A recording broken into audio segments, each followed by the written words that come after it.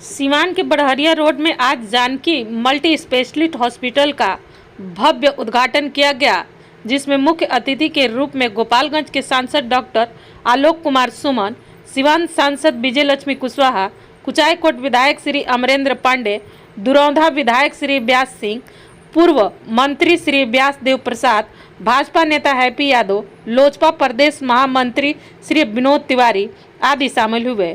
वहीं इस मौके पर श्री अमरेंद्र पांडे उर्फ पप्पू पांडे ने बताया कि इस अस्पताल का खुल जाने से सीवान और गोपालगंज दोनों जिले के लोगों को काफ़ी फायदा होगा तथा लोगों को नीरो संबंधित जटिल बीमारी के समस्याओं से दूसरे प्रदेश में नहीं जाना पड़ेगा। वो अपने अपने तरीके से इस तरह का क्या लग रहा है सीवान में इस तरह का क्या लग रहा है सीवान? देखिए, केवल सीवान प्रोग्रेस नहीं कर रहा है, पूरा बिहार प्रोग्रेस कर रहा है। आदरणीय नीतीश कुमार जी जब से इस बिहार को सत्ता संभालने का काम किए, आज जितनी सुविधा है, चाहे शिक्षा की बात हो, स्वास्थ्य की बात हो, सड़क की बात हो, आज हमारे सरकार में सब कुछ अच्छा है। और उसी को देखते हुए यहाँ जो हॉस्पिटल जो खुला है, इससे काफ़ी लोगों को बॉर्डर का एरिया है, सीवान गोपालगंज का लगभग बॉर्डर कहा जाएगा, तो सबको इससे सुविधा मिलेगा। और आने वाले समय में भी जो सरकार के द्वारा जो मेडिकल कॉलेज खुला, चाहे सीवान में हो रहा है, अभी गोपालगंज भी उसका टेंडर होने जा रहा है, तो हमारी सरकार इस सब पर ध्यान दिया है और हम लोग विकास कर रहे हैं। और पहले वाला बिहार नहीं रहा है जिसमें अपहरण और मर्डर होता था, और इसमें केवल विकास होता है। हम जानते हैं इस परिवार को, इस बच्चे को, इस डॉक्टर जी पहले इस परिवार जो है काफ़ी सामाजिक रहा है। जी। यहाँ पैसा का अभाव है, यहाँ पैसा का अभाव में इलाज बाधित नहीं रहेगा, इलाज रुकेगा नहीं। जी सर, ऐसा करेंगे। बिल्कुल पैसे का अभाव में इलाज बाधित नहीं रहेगा ना, फ्री में इलाज करेंगे ना, बिल्कुल निसंकोच, पूरा जनता दिख रही है आपको। बिल्कुल बिल्कुल निसंकोच। पैसे के अभाव में इलाज जो है बाकी नहीं रहेगा और रुपया में उचित व्यवस्था के साथ जी जो जिला में हमको लगता है कि इससे अच्छा, इससे बढ़िया, इससे उचित मेरे समझने से नहीं है। जी और सीमान की पहचान की बात आप बोले हैं, सीमान के हम एक कार्यकर्ता के रूप में रहते हैं और आजीवन कार्यकर्ता रहेंगे। वो तो सर आपकी बड़ापन है, लेकिन सर आपका के प्रति मेरा शुभकामना है, धन्यवाद है। बढ़िया काम करेंगे, हमको आशा ही नहीं, विश्वास के साथ हम कर सकते हैं। इनका काम, इनका दोस्त बढ़िया रहेगा, इनका बहुत व्यवहारिक लोग है, बहुत हो सकता है, लेकिन इतना बड़ा डॉक्टर यहाँ नहीं हो सकता है। मेरा अपना डायग्नोसिस है, इतना बड़ा डॉक्टर कोई इस क्षेत्र में, इस जिला में, 2-3 जिला में कोई नहीं है। लोग आएंगे और इसका रिजल्ट लोगों को मिलेगा। जो सीवान की गरीब जनता है उसके लिए इसमें क्या लाभ मिलेगा? गरीब अमीर जो भी आएगा उसके लिए रिबेट मिलेगा, यही मेरा मानना है। सर, सबसे पहले अपना एजुकेशन बैकग्राउंड बताएं। धन्यवाद। मैं डॉक्टर रविंदु, मैं सीवान जिले के ठेपा गांव का निवासी हूं। मैंने जब प्रारंभिक शिक्षा जवाहर नवोदय विद्यालय से प्राप्त की है, उसके बाद मैं BHU से MBBS और MD मेडिसिन करा हूं। उसके पश्चात मैं DM न्यूरोलॉजी निमांस बेंगलोर से करा हूं और DM करने के बाद मैंने पोस्ट डॉक फेलोशिप करा एपिलेप्सी में। सीवान में सब सेवा देने की आपने कैसे सोची? दो कारण था। एक तो सीवान मेरा गृह जिला है और पिताजी की एक जिद थी और मेरा भी एक अंदर से इच्छा था कि अपने लोगों से जुड़ा रहा जाए। एक जुड़े रहने के जरिया के चलते मैं सोचा कि सीवान में अपना सेवा देना शुरू करूं। देखा जा रहा है सर, आजकल युवाओं में कई प्रकार के बीमारी हो, जैसे माइग्रेन वगैरह हो गया, मिर्गी की बीमारी, जो आमतौर पर लोग कहीं खड़े भी रह रहे गिर जाते हैं ये लोग। जी जी। तो इस तरह के पेशेंट का आप कितना मतलब सफल इलाज करेंगे?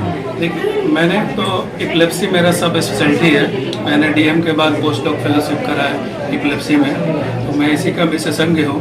तो सबसे पहले असली और नकली मिर्गी के बारे में भेद करना जरूरी है, और फिर एक बार पता चल गया कि मिर्गी है तो किस टाइप का मिर्गी है, उसके आधार पे विभिन्न प्रकार के मिर्गी होते हैं और उसी आधार पे उसका दवा का सिलेक्शन होता है। अगर प्रॉपर दवा चले, मरीज सही से रेगुलर दवा ले, तो 70% लोगों में मिर्गी बिल्कुल कंट्रोल होती है।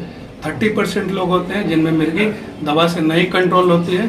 उन केसेस में सर्जिकल वर्कअप किया जाता है और ब्रेन का फोकस फाइंड करके और वो फोकस निकाल दिया जाता है, तो मिर्गी रुक जाती है। सर, मिर्गी को लेकर लोग झाड़ फूक पर विश्वास रखते हैं, इसको लेकर क्या कहेंगे? देखिए, मिर्गी का लोग मिर्गी आ जाती है तो लोग जूता सुंघाते हैं, मोजा सुंघाते हैं, हाथ में लोहा पकड़ा देते हैं और या सोचते हैं कोई बुरी आत्मा है। ये सब बेतुकी बातें हैं जिसका कहीं कोई भी संबंध नहीं है, ठीक है ना। मिर्गी अगर आए तो मरीज को आप करवट लिटा दीजिए और कि उसका लार उसके फेफड़े में नहीं जाए और उसको डॉक्टर के पास ले जा करके उसका इलाज करवाइए, बनिस्पत की ये झाड़ फूक और ये सब करवाने के चलते। दूर दूर से ग्रामीण क्षेत्र के लोग जो आ रहे हैं इलाज करने के लिए, रोगी, उनके लिए मैं क्या सलाह दें? देखिए, लोगों के लिए या आम मरीजों के लिए एक सलाह ये है कि सारे न्यूरो के डॉक्टर को मरीज एक ही समझते हैं, बोलते हैं कि हाँ न्यूरो के डॉक्टर हैं।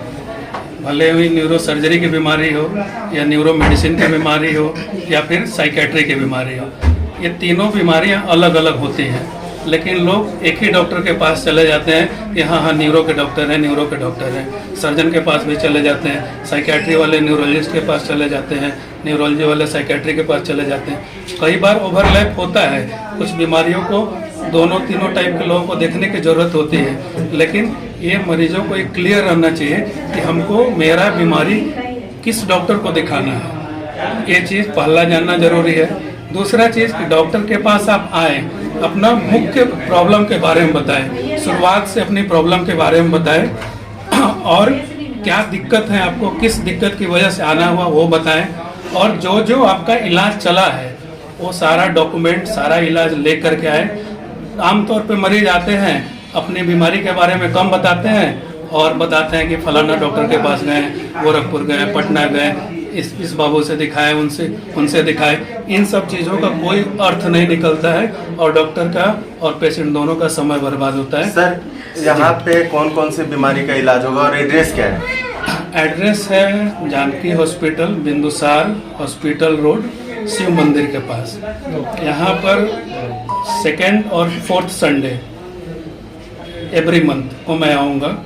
बाद में मैं प्रत्येक संडे को आऊँगा और इलाज के बारे में न्यूरोलॉजी से संबंधित, मैं न्यूरो फिजिशियन हूँ, तो न्यूरोलॉजी से संबंधित जो भी बीमारियाँ हैं, जैसे लकवा हुआ, पैरालिसिस हुआ, नसों की प्रॉब्लम हुई, स्पाइनल कॉर्ड का प्रॉब्लम हुआ, मिर्गी हुआ, हाथ का कांपना हुआ, पार्किंसन रोग हुआ, डिमेंशिया भूलने वाली बीमारी हुई या डिस्टोनिया जिसमें हाथ पैर टेढ़ा होने लग जाता है, कई मरीजों को बोटॉक्स का इंजेक्शन लगाना पड़ता है। इन सारे चीज़ों का मैं इलाज स्वतः दूंगा।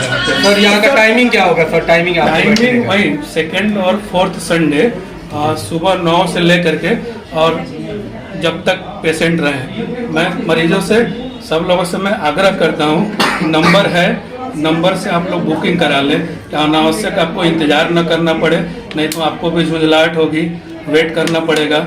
उस हिसाब से मैं अपना भी समय व्यवस्थित कर लूँगा और जो भी लोग नंबर लगाए रहेंगे सबको मैं देख करके जाऊँगा, चाहे रात 9 बजे या 10 बजे। सर, क्षेत्रवासियों से क्या अपील कीजिएगा? क्षेत्रवासी से है कि आए और मेरे एक्सपर्टाइज का फायदा उठाएं और अपना आशीर्वाद बनाए रखें।